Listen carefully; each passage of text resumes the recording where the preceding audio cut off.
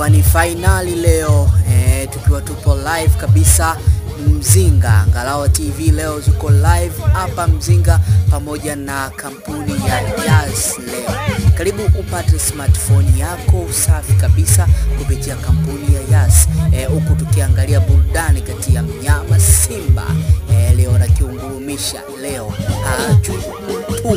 Tunawasha kama spirit. Tuko live kabisa, tuko live tukiwa hapa Kongoe Mzinga. Karibu sana uje tuangalie wote bora huko tukipata smartphone za uhakika kutoka kampuni ya Yas kabisa. Okay, karibu ndugu. Mpenzi mtazamaji, bado hujachelewa kabisa. Bado haujachelewa.